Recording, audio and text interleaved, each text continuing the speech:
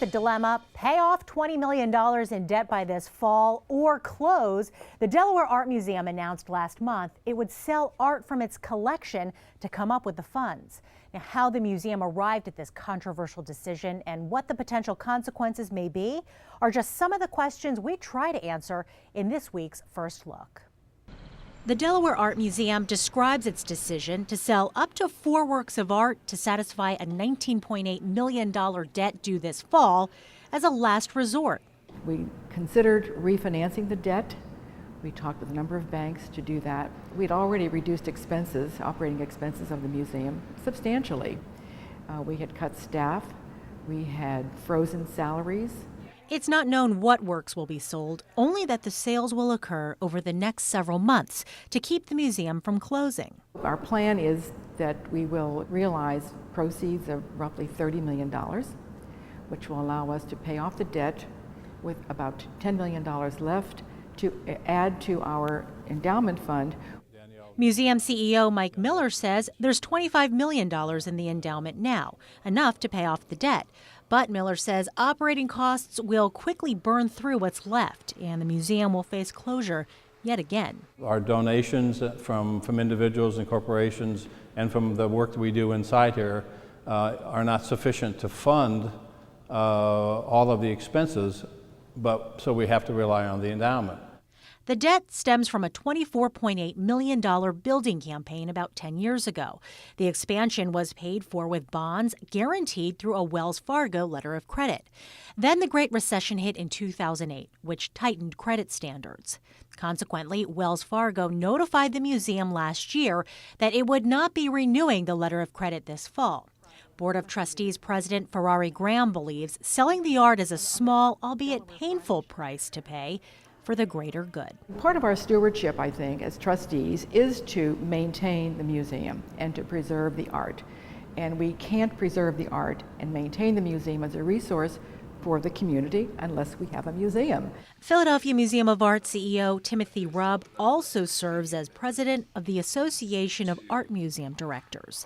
He defines stewardship differently. We as professional staff and trustees have an obligation to care for that collection and preserve it, as much as we have an obligation to maintain the financial stability of our institutions. If a Homer leaves, if a Wyeth leaves, if what have you goes, it's gone. And chances are something of that quality will never, ever come back to the museum and to the community again. The AAMD is an organization that acts as a governing body over its museum members. One of the AAMD's core principles is to protect the art above all else, no exceptions. However, Miller says if a museum is staring down closure, there should be a but. In our case, our community is the public, and we can't see how we're maintaining their trust by putting the museum at risk by shutting down. The decision to sell works from the collection came as a surprise to many in Delaware and to Rubb, who says a whistleblower inside the museum alerted him to the board's considered actions last year. Why suffer in silence when there's an opportunity? It may be a last-ditch effort, but to gather, to really reveal the extent of the problem, to ask for support, to use the lever of public opinion, perhaps to move the conversation forward. And perhaps result in the financial rescue of the museum. Donors have told us if you are in trouble, nonprofits have financial issues, people don't like to give to those nonprofits. Everybody loves a winner, that's true. But everybody's got to realize, and I think most people do, that support for institutions like this need to be supported through difficult times. Rubb still believes more could and should have been done. You might go into a period where you could do very little actually in terms of operating a museum, except keep the doors open and keep the lights on and the like, but you still have your collection intact. Turning art into a financial lifesaver, Rubb fears, creates a very slippery slope. Eventually, one can imagine instances where a collection would be cannibalized. While the AAMD doesn't have police powers, it does have ways to punish museums through censure and/or sanctions, consequences the Delaware Art Museum says it's prepared for.